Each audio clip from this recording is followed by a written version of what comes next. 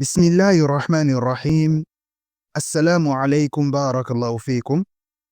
Nous voilà dans notre deuxième partie du cours 3. Nous avons dit que le cours 3, on devait le diviser en deux parties.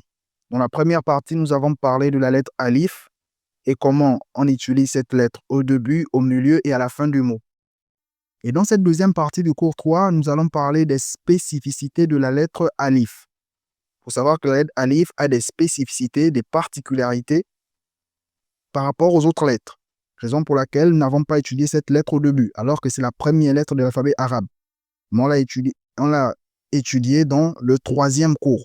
Dans le premier cours, on a étudié la lettre Ba, qui est la deuxième lettre de l'alphabet arabe. Ensuite, on a étudié la lettre Ta, et ensuite la lettre Tha, et nous sommes revenus sur la lettre Alif. Dans la première partie, on a parlé de cette lettre au début, au milieu et à la fin. On a également fait un exercice pour essayer de reconnaître cette lettre. Et là, dans cette deuxième partie, nous allons nous intéresser aux spécificités de cette lettre-là, aux particularités. C'est une lettre très particulière. Et nous allons voir quelques spécificités de cette lettre. Nous allons diviser le cours sur les spécificités de la lettre alif en deux parties. Dans cette première partie, nous allons parler de quelques spécificités que vous connaissez déjà. Si vous avez été attentif pendant tous les cours précédents, je pense que vous connaissez déjà quelques spécificités. Mais si vous n'avez pas été attentif sur les spécificités lorsque on parlait dans les cours précédents, alhamdoulilah, vous allez comprendre ça maintenant. Et ensuite, dans le cours 4, nous allons voir quelques spécificités encore concernant cette lettre, Inch'Allah ta'ala. Alors, nous allons rappeler la première spécificité, à savoir la lettre alif, qui est ce trait debout que vous connaissez, fait également partie des 6 lettres qui ne s'attachent jamais à la lettre qui vient après. C'est un point que vous devez connaître. Nous avons dit que l'alphabet arabe a 28 lettres. Dans les 28 lettres, il y a 6 lettres qui n'acceptent pas de toucher la lettre qui est à côté d'elle. Lorsque une lettre à côté d'elle, elle dit non, tu ne me touches pas. Par contre, s'il y a la lettre derrière elle, peut la toucher parce que la règle en langue arabe, c'est que les lettres se touchent entre elles. Mais il y a 6 lettres qui n'acceptent pas de toucher la lettre qui est à côté d'elle. Et la lettre alif fait partie de ces 6 lettres. Ça, c'est la première spécificité de cette lettre-là. Nous allons essayer de rappeler les 6 lettres. Les 6 lettres sont, premièrement, la lettre alif, que vous connaissez déjà. Ensuite, la lettre dal. Sa sœur, la lettre zal. Ensuite, la lettre ra avec sa sœur, la lettre zain. Et enfin, la lettre waou. Si vous pouvez déjà maintenant essayer de mémoriser ces 6 lettres-là, recopier dans le cahier, essayer de mémoriser, raison pour laquelle on a mis en français, en transcription, waou, zal, ra, zal, dal et alif. Essayez vraiment de mémoriser ça maintenant. C'est que nous disons toujours aux étudiants pendant le cours que essayez de mémoriser les lettres maintenant. Et généralement, on questionne même. Parce qu'ils doivent déjà essayer de mémoriser ces lettres-là pour que lorsque vous allez avancer dans votre apprentissage, vous allez constater que mais pourquoi la lettre ne touche pas? Ah, c'est parce que c'est parmi les 6 lettres. Pourquoi la lettre ne touche pas? C'est parce que c'est parmi les 6 lettres. Si vous ouvrez même le Coran en langue arabe, vous allez constater que lorsqu'il y a ces 6 lettres-là, les 6 lettres-là n'acceptent pas de toucher la lettre qui est à côté. Imaginez que vous maîtrisez déjà ces 6 lettres-là maintenant. Le reste va devenir très facile par la suite. Donc, je répète, nous avons la lettre alif, ensuite la lettre dal, ensuite la lettre zal. Attention, on dit zal. On prend la langue, on met sur les dents. On dit zal. Ensuite, nous avons la lettre ra, et ensuite la lettre zain, et enfin la lettre waou. Essayez de répéter ça à la maison. Alif, dal, zal, ra, zain et waou. Si c'est difficile, faites quand même un effort pour connaître la lettre alif, cette lettre-là, et la lettre waou. Parce qu'on aura besoin de la lettre waou dans le cours 4, lorsqu'on va parler des moudoud, des prolongations, comment prolonger, les différentes harakats que nous avons étudiées, comment prolonger la harakat de la fatha pour dire ba, ta, sa, comment dire bo, to, so, comment dire bi, ti, fi, pour tirer. Donc, on aura besoin de la lettre waou. Nous allons essayer de donner un exemple, Inch'Allah. Dans cet exemple, nous allons retrouver des mots qui contiennent les 6 lettres. Vous allez constater que les 6 lettres ne touchent pas les lettres qui seront à côté d'elles. Voici les 6 mots. Nous avons le mot ar. Le mot ar qui signifie un frère. Vous constatez que nous avons la lettre alif. La lettre alif n'a pas touché la lettre ra. La lettre ra, pas la lettre, on appelle la lettre ra. On dit ar.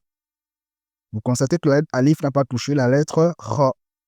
Et sur la lettre alif, on a la hamza et on a la fatha. On a dit lorsque on veut appliquer les harakat, la harakat de la fatha, de la kasra, de la dhamma, du soukoun, sur la lettre alif, on doit mettre son chapeau, la lettre hamza. On ne dit pas hamza, on dit hamza. Donc ici, on a constaté qu'on a la lettre alif et à côté, nous avons la lettre ra. Et la lettre alif n'a pas touché la lettre ra. On dit ar. Et pourquoi on dit ar? Pourquoi on s'arrête ar? Parce qu'on considère qu'il y a le soukoun. On a dit lorsqu'on constate qu'à la fin des mots, on n'a pas mis une voyelle, on considère que c'est le soukoun. Donc on dit ar. On s'arrête avec le soukoun. Ar. Ensuite, nous avons la lettre dal, qui est parmi les 6 lettres. Et à côté, nous avons la lettre alif. On constate que la lettre dal n'a pas touché la lettre alif. Et nous avons encore ici la lettre ra, qui est parmi les 6 lettres. Donc le mot dar était un mot magnifique. Pourquoi? Parce qu'il regroupe 3 lettres parmi les 6 lettres. Il y a la lettre dal, il y a la lettre alif, il y a la lettre ra, qui est parmi les 6 lettres. Donc rien que le mot dar regroupe déjà 3 lettres parmi les 6 lettres. Dar signifie une demeure. C'est le synonyme de maison. Bait, dar, c'est la même chose. Et vous avez constaté que, vu que la lettre dal est parmi les 6 lettres, elle n'a pas touché la lettre alif, et la lettre alif elle-même n'a pas touché la lettre ra. Pourquoi? Parce que la base, c'est que les lettres doivent se toucher entre elles. Mais la lettre alif est parmi les 6 lettres. La lettre dal est parmi les 6 lettres. Donc, elles ne se touchent pas entre elles. C'est un mot qui est tellement magnifique, le mot dar. Ensuite, nous avons la lettre zal. On constate que la lettre zal n'a pas touché la lettre qui est à côté d'elle, à savoir la lettre kaf, qu'on va étudier plus tard, Inch'Allah. Et par contre, la lettre kaf a touché la lettre ra qui est parmi les 6 lettres. Vous voyez, la lettre ra ici a touché la lettre kaf, mais derrière. Bon, du moins, elle a touché avant elle. Parce qu'il y a un débat où se trouve le derrière ou le devant. Vu qu'on commence à écrire de la droite vers la gauche, est-ce qu'on va dire que là-bas c'est derrière? C'est un exercice que j'avais donné aux étudiants. À quel moment dire que c'est derrière la lettre ou bien devant la lettre? C'est très technique. Mais Inch'Allah, on verra ça plus tard. Donc, on constate que la lettre ra ici a touché la lettre qui vient avant elle. Pourquoi? Parce que la règle, c'est que je ne dois pas toucher la lettre qui vient après moi. Donc, ici, on dit dhikr. Dhikr. Le dhikr, vous connaissez, c'est le rappel. Quand on dit subhanallah, c'est un dhikr. Walhamdulillah, la ilaha illallah, Allahu akbar, ce sont des dhikr. Le pluriel, on dit adhkar. Adhkar, c'est lorsqu'on fait les dhikr. Après la prière, subhanallah, c'est un dhikr. Et lorsqu'il y a plusieurs, on dit les adhkar. Ensuite, nous avons la lettre ra. La lettre ra qui est parmi les 6 lettres, on dit Rabbi pour dire Seigneur. Rabbil alamin. Alhamdulillahi. Rabbil alamin. On constate que la lettre ra n'a pas touché la lettre ba. Pourquoi? Parce que la lettre ra est parmi les 6 lettres. Et on a mis la fatha. Ici, sur la lettre zal, on avait mis la kasra. On dit vi. Et sur la lettre ra, on a mis la fatha. On dit ra. Et ici, nous avons la lettre ba qu'on a mis la kasra et on a mis la shadda. La shadda, c'est pourquoi? C'est pour insister sur la lettre, c'est pour doubler le son de la lettre. Donc, on va dire Rabbi. Rabbi. Inch'Allah, on va étudier la shadda plus tard. Donc, ici, on dit Rabbi. Rabbi. Regardez, la lettre ra n'a pas touché la lettre ba. Et ensuite, nous avons la lettre zayn, qui est la sœur de la lettre ra. La lettre ra n'a pas de point et la lettre zayn a le point. Nous avons le mot zayt. Zayt pour dire l'huile. Zayt, en arabe, c'est l'huile. Regardez, la lettre zayn n'a pas touché la lettre ya. La lettre ya a 2 points. Ne pas confondre avec la lettre ba qui a 1 point. La lettre ya a 2 points. Zayt. Vous voyez ici, la lettre zayn n'a pas touché la lettre ya. Et enfin, la lettre waou avec le mot witr. Pourquoi j'ai dit witr? La lettre, c'est la lettre waou.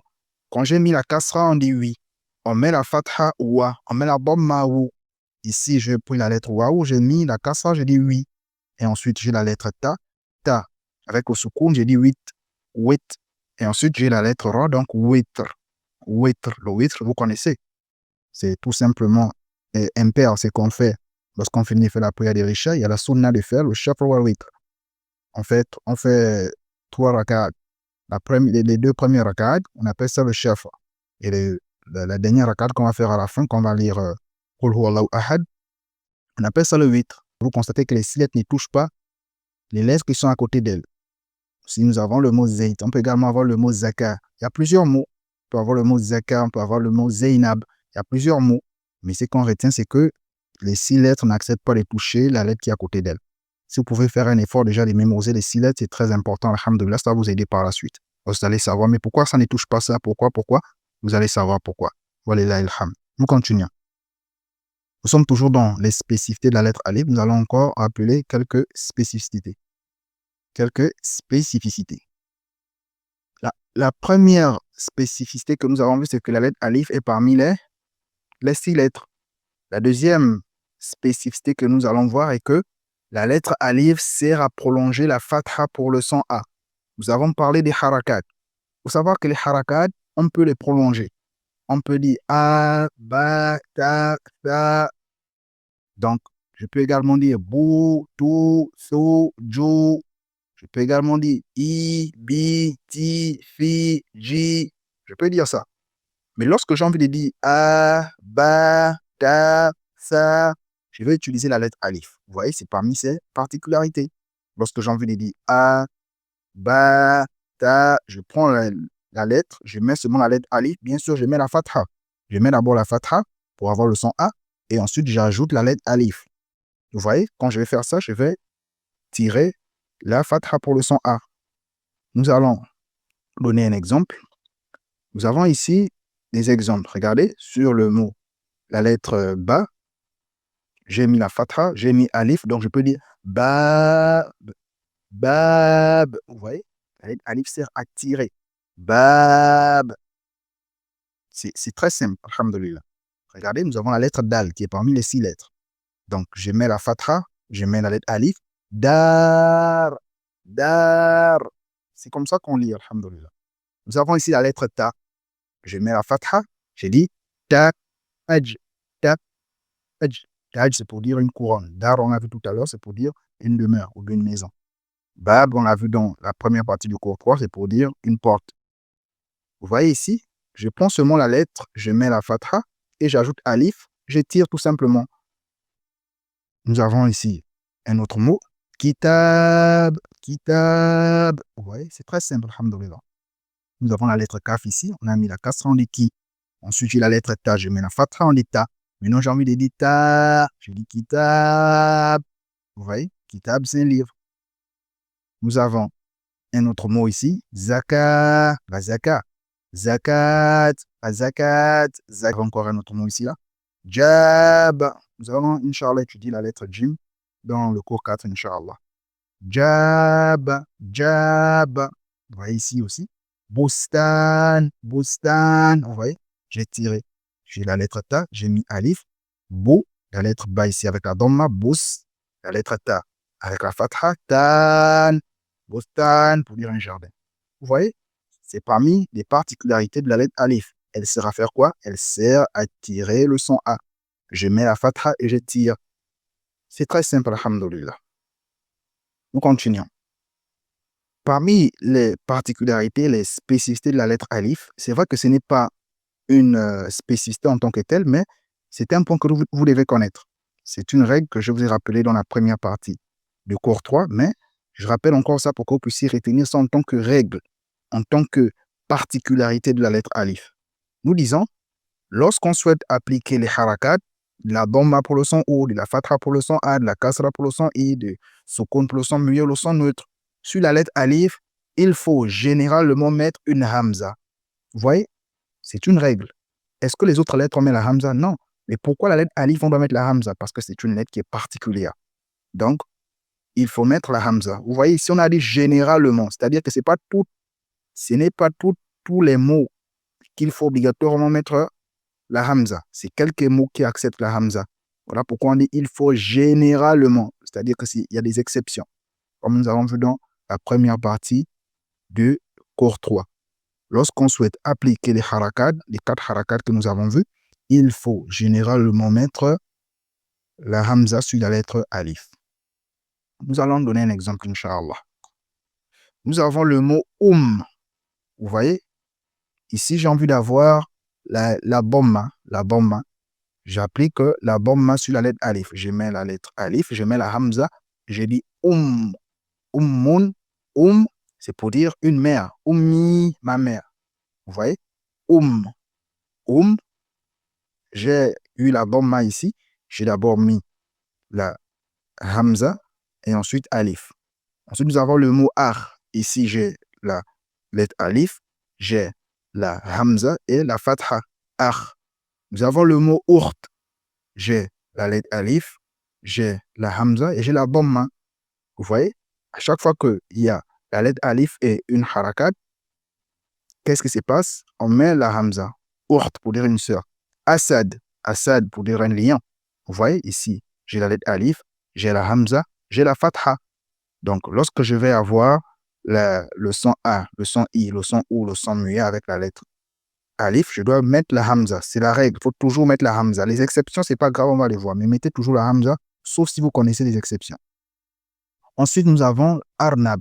Regardez, arnab, nous avons la lettre alif, la hamza et la fatha, arnab.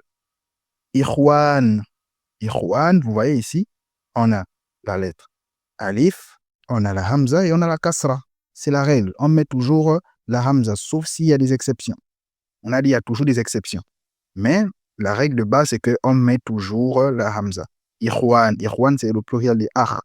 Akh pour dire, akh ici là pour dire un frère, ikhwan lorsqu'il y a plusieurs frères. Ensuite, nous avons islam. Vous voyez? Islam que vous connaissez. On a la lettre alif, on a la hamza et on a la kasra. Islam. Islam. Vous voyez ici, si je tire lam, c'est que vous savez qu'il y a un alif ici pour tirer la lam. Islam. Regardez ici. Ici, par contre, vous devez vous concentrer. Inch'Allah, on va bientôt terminer. Ici, vous devez vous concentrer. Ici, nous avons la lettre alif, nous avons la hamza, nous avons le soukoun. Dans le cours précédent, dans la première partie du cours 3, nous avons dit, lorsque nous avons alif, nous avons hamza, nous avons soukoun, il faut faire quoi? Il faut faire une petite pause avant de prononcer la lettre qui vient après.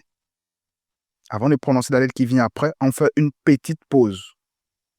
La règle de soukoun et la hamza, c'est la pause sur la lettre alif. Regardez, ici, j'ai la lettre ba que vous connaissez. Et la lettre ba, j'ai mis la fatha. Ensuite, je vais d'abord faire une pause avant de prononcer la lettre qui vient après. Je vais dire ba, ba. Pourquoi je dis c'est parce que je considère qu'il y a le soukoun. Donc, je vais dire ba, ba. Je ne vais pas être mon bas, bas, bas, bas. Non, je ne dis pas bas, bas, bas. Je dis ba, bas, bas. Nous avons un autre exemple ici. C'est très important de retenir ça dès maintenant. Ça va vous aider pour la lecture. Lorsque j'ai la lettre alif, j'ai la hamza, j'ai le soukoun, je ne lis pas directement. Je fais une petite pause, ensuite je lis la lettre qui vient après. Donc, je vais dire ba, ka. C'est très important. Alors, alhamdoulilah, j'espère vraiment que vous avez compris ces différentes spécificités de la lettre alif. Nous avons vu 3. Premièrement, la lettre alif est parmi les 6 lettres. Deuxièmement, la lettre alif sert à prolonger la fatha pour le son A. Troisièmement, lorsque je vais avoir le son A, I ou le son muet, avec la lettre alif, je dois obligatoirement mettre la hamza. Mais il y a des exceptions. Voilà pourquoi on a dit généralement, parce qu'il y a des exceptions. C'est un cours très important que vous devez connaître, que vous devez retenir. Très important. Nous continuons. Nous allons terminer avec un exercice, comme d'habitude. On va essayer de retrouver la lettre alif en faisant un exercice en lisant. Ça, c'est un exercice que vous devez faire chez vous. Alhamdulillah.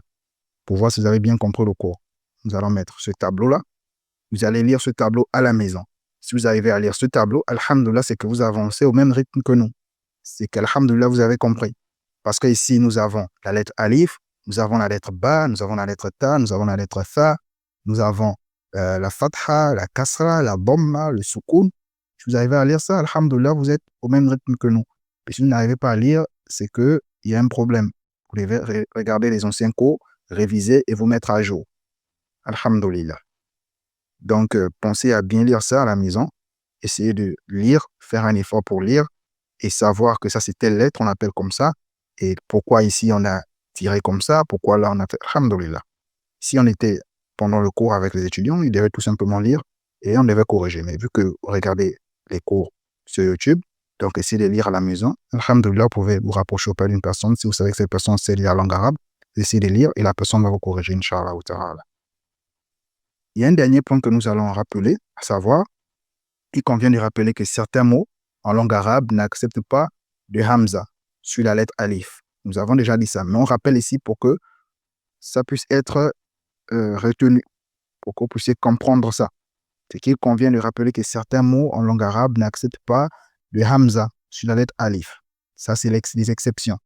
Al-istifna, ce sont les exceptions. Vous devez noter ça dans le cahier. Ce n'est pas tous les mots qui acceptent la hamza sur la lettre alif. Mais la règle de base, c'est qu'on met toujours la hamza. Voici ces mots. Nous avons le mot ibn pour dire fils. Vous voyez ici, j'ai le son i, mais je n'ai pas la hamza ibn. Nous avons le mot ithnan pour dire deux. Ithnan n'accepte pas la hamza sur la lettre alif. Nous avons le mot ism. Ça n'accepte pas la hamza sur la lettre alif. En espérant que vous avez bien compris ce cours. Et si vous avez des questions, n'hésitez pas à nous mettre en commentaire. Nous sommes arrivés à la fin de ce cours. Si vous n'êtes pas abonné, pensez Inch'Allah à le faire. Laissez-nous également un like, ça permet de soutenir la chaîne. Vraiment qu'Allah vous bénisse d'avoir regardé ce cours-là, en espérant que c'est profitable pour vous. Et désolé si le cours est un peu lent. Généralement, lorsqu'on commence maintenant à rentrer dans les parties intéressantes, le cours va être généralement lent. Et comme on a dit, ce n'est pas plus de 30 minutes. Vous savez que l'apprentissage nécessite du temps. Lorsque je décide de prendre plus de temps comme ça, c'est pour que vous puissiez, Inch'Allah, connaître tout ce qu'il y a à connaître. Généralement, lorsqu'on va rentrer dans les détails des cours, ça va être un peu lent, relativement lent, Inch'Allah ta'ala. Mais mettez une bonne intention et vous allez avoir des récompenses même lorsque vous serez en train d'écouter le cours, lorsque vous serez en train de prendre des notes. qu'Allah vous bénisse abondamment. Et on se voit, Inch'Allah, dans le cours 4 où nous allons parler de la lettre Jim et on va continuer à parler des spécificités de la lettre Alif, Inch'Allah, et dernière spécificité que nous allons voir concernant cette lettre. Assalamu alaikum, barakallahu fiikum.